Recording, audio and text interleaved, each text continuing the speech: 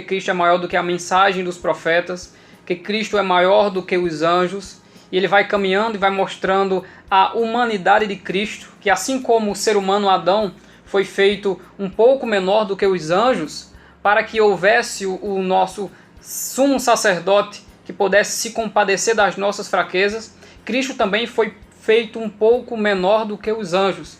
O esvaziamento do nosso Cristo, saindo de sua glória, veio à terra à semelhança de homem de pecados, mas sem pecado, sendo homem e Deus 100% e 100% homem e 100% Deus.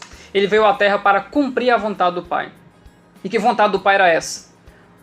Deus havia posto limite ao primeiro casal, que eles não deveriam fazer, que era tocar na árvore do conhecimento e do mal, porque certamente eles iriam morrer.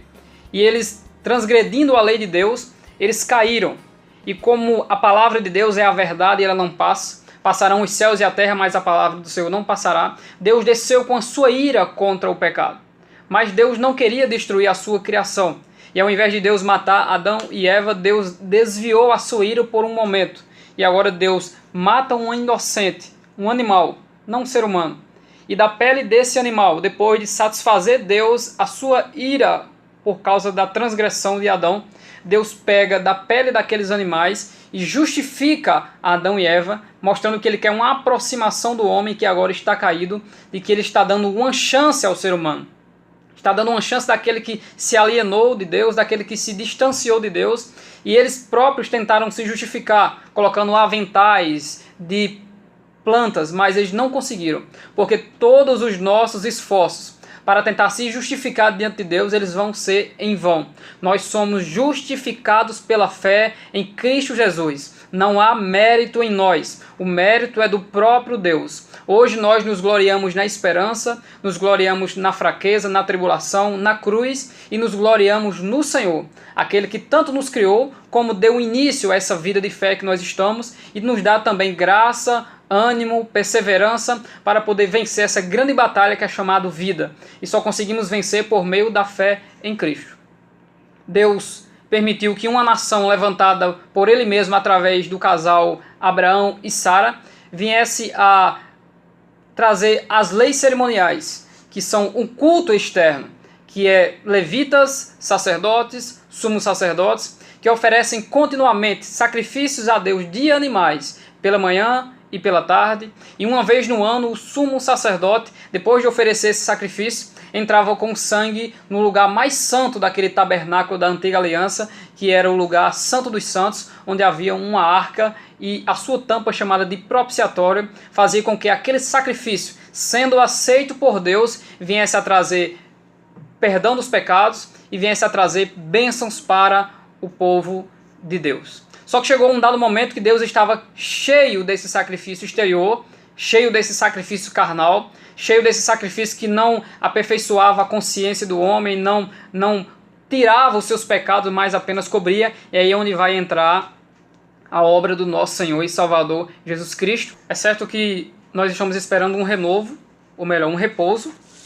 E esse repouso ele foi bem explícito na carta aos Hebreus, no capítulo 4, onde ele fala do repouso de Deus depois dos 6 dias de criação, onde Deus cessou a obra no dia 7º, no sábado, e fala também da peregrinação do povo de Israel no deserto, onde depois da morte de Moisés, através de Josué, o povo estava em busca de um descanso.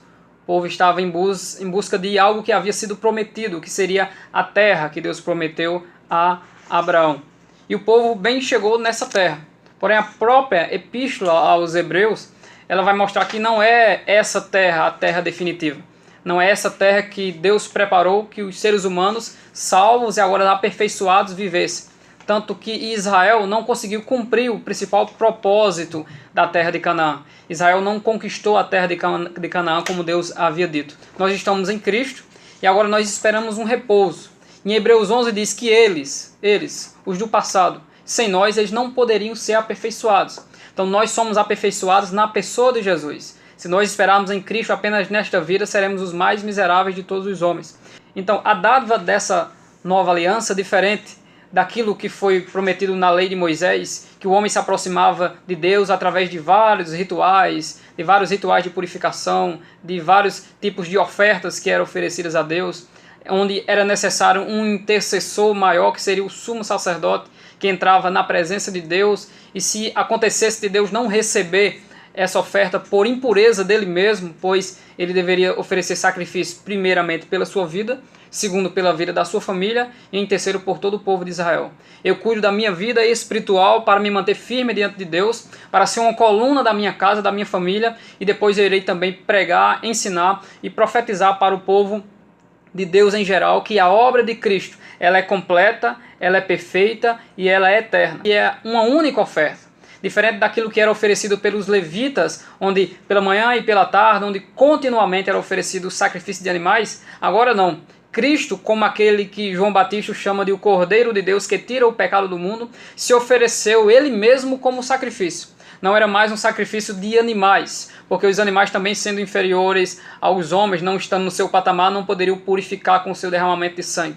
Eles não tinham essa consciência humana, não são pessoas. Então Deus estava procurando um ser humano, santo, puro, perfeito, porém toda a humanidade estava alienada, longe de Deus, todos destituídos da glória de Deus, não havia um justo sequer, e agora em Cristo Jesus, que se colocou em prontidão, e ele disse no Salmo 40, eis aqui, ó Deus, para fazer a tua vontade. Retira o primeiro e põe o segundo. E foi isso que Cristo fez, e é isso que a Epístola aos Hebreus está nos ensinando. Uma única oferta, um único ofertante que é Cristo Jesus, e uma única vez. Hoje nós não precisamos oferecer sacrifícios de nada, de animais, de nada. Os sacrifícios para Deus hoje são um coração obediente, um coração quebrantado, um coração contrito. O fruto dos lábios que oferece louvor e engrandece ao nome de Deus. Assim como Paulo em Romanos 12, ele diz que nós temos que nos entregar a Deus como um sacrifício vivo. Nós não precisamos ser mortos como Cristo foi, como os animais eram, para recebermos a nossa redenção. Nós hoje temos agora em nós algo que foi feito por uma outra pessoa, que é Cristo nosso Senhor. Ele se ofereceu uma vez por todas na cruz do Calvário para pagar o preço, para nos resgatar da prisão da lei do pecado. E hoje, pela graça de Deus, nós somos justificados. Deus nos declara justos diante da sua pessoa. Hoje somos regenerados, somos adotados, somos chamados como filho de Deus. E ainda recebemos graça, poder de Deus, sabedoria para perseverar neste mundo. A obra do ofertante Cristo foi uma obra completa. Assim como o sumo sacerdote, ele trouxe o cordeiro, mas ele mesmo é o cordeiro de Deus que tira o pecado do mundo. Assim como o sumo sacerdote deveria se lavar na pia de bronze, que é uma alusão à palavra, Cristo ele é a própria palavra. Ele é a própria ressurreição e a vida, e assim como ele próprio diz, o Pai me deu autoridade para entregar a minha vida e tornar a tomá-la. Ele mesmo teve autoridade para fazer essa obra que era impossível aos olhos dos homens. Mas aquilo que é impossível ao homem, aquilo que é impossível à sua autojustificação, agora é possível através de Jesus, a justificação pela fé no seu sangue. E hoje nós vivemos pela graça do nosso Senhor, nós vivemos agora uma vida de temor a Deus, e uma vida que há a capacidade de sermos felizes, assim como o Salmo 128. E nós somos felizes por quê? Porque nós tememos ao nome do Senhor. Então, esse primeiro tópico da lição nos fala sobre a dádiva. Essa dádiva da salvação, essa dádiva da graça, essa dádiva do perdão, essa dádiva de Cristo se entregar e se oferecer, tanto como ele é o nosso sumo sacerdote eterno, segundo não a ordem dos levitas, mas a ordem de Melquisedeque, como ele é o próprio Cordeiro que não cobre o nosso pecado, mas ele tira o nosso pecado. Não viva entristecido ou jogado para um lado e para o outro, pensando nos seus erros e pensando nos seus pecados. Venha para Cristo, se arrependa da sua vida, se arrependa dos seus erros, se arrependa dos seus pecados, pois Cristo tem perdão para aquele que confessa, se arrepende, deixa, e com certeza, pelo sacrifício de Cristo, pela graça do nosso Senhor, nós alcançamos essa dádiva do perdão, essa dádiva da salvação, a dádiva da salvação, os privilégios de estarmos na pessoa de Cristo Jesus, fazermos parte da igreja do Senhor, e as responsabilidades como servo de Deus. Também temos grandes responsabilidades nesta vida. E você possa entender que agora nenhuma condenação há para os que estão em Cristo Jesus, que não andam mais segundo a carne, a natureza humana, mas andam segundo a vontade do Espírito do Senhor, pois nós temos a mente de Cristo. Hoje nós estamos em uma posição de santo pela obra de Cristo na cruz. Nós precisamos ser santos, porque a nossa vida está ainda neste mundo em guerra, em batalhas, porque nós entendemos pela palavra de Deus que há a possibilidade de nos enfraquecermos, de querermos desistir da fé, de pararmos. E a lição de hoje ela veio nos dar a consciência de que nós temos dádivas de Deus, temos grandes privilégios agora de fazer parte desse grande plano de salvação, onde Deus agora não salva judeu, mas salva a sua igreja. O judeu ele tem que aceitar Jesus, e agora tanto o gentil como o judeu, colocando por terra, através de Cristo, a parede de separação das leis cerimoniais, nós agora temos a condição de andar na presença do Senhor. E quando chegar aquele grande dia, onde nós teremos o nosso corpo transformado, nos encontraremos com o nosso Pai. Porém, enquanto estamos aqui, enquanto estamos neste mundo, vivendo uma vida regenerada, uma vida de verdadeira adoração ao Senhor, essas responsabilidades devem ser prioridade em nossa vida. Devemos ter uma vida voltada para Cristo, voltada para o Senhor, e jamais, de maneira alguma, desistir. Quando damos um passo de fé, quando damos um passo de perseverança, aquele que nos salvou, o autor e consumador da nossa fé, ele derrama sobre nós algo que é chamado na Bíblia de força. Quando ele diz, a alegria do Senhor é a nossa força. Então, de glória em glória, de alegria em alegria, derramado pela presença do Espírito Santo em nós iremos chegar lá, nós iremos chegar ao principal propósito, e a vitória que vence este mundo é a fé. Se você tem fé no Filho de Deus, se você acredita que Deus te salva, que Deus te redime e que te purifica de todo pecado, se você entende que quando você peca, se arrepende, entrega os seus pecados ao Senhor, Ele retira os seus pecados e te justifica e te perdoa, você tem agora condições de andar na presença do Senhor, porque Ele vai te ajudar, Ele vai te abençoar, Ele vai te dar força para isso. Então é preciso essa decisão, porque após você ser convencido através da palavra de que a salvação é um dom de Deus, de que com a salvação você vai ter privilégios, primeiramente eterno, e também aqui nesta vida, você agora é um príncipe do Senhor, você agora é um sacerdote do Deus Altíssimo nesta vida, é um ministro de Deus, é alguém que tem obrigação tanto de conhecer a Deus, como de fazer Deus conhecido. Todos nós somos pregadores do Evangelho. E a primeira pregação é a nossa conduta, como foi falado aqui. É a nossa ética moral. É o Mateus capítulo 5, 6 e 7.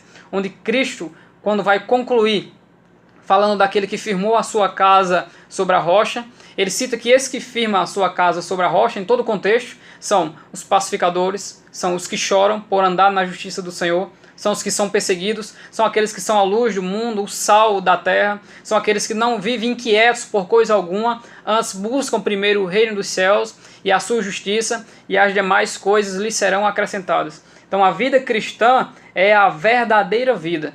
Nós cremos no único e verdadeiro Deus que enviou o seu Filho amado Jesus Cristo, e hoje não se faz mais sacrifício para ser salvo, mas nos sacrificamos para agradar a Deus. Cristo disse, eu sou a verdade, e Ele é a verdade. Buscando a verdade em Cristo, nós teremos força para permanecer neste mundo que jaz, ou seja, esse mundo permanece no maligno, esse mundo permanece longe de Deus. E a salvação não é uma religião, a salvação está em uma pessoa, o Senhor Jesus Cristo. Que Deus continue abençoando a toda a amada igreja, em nome de Jesus.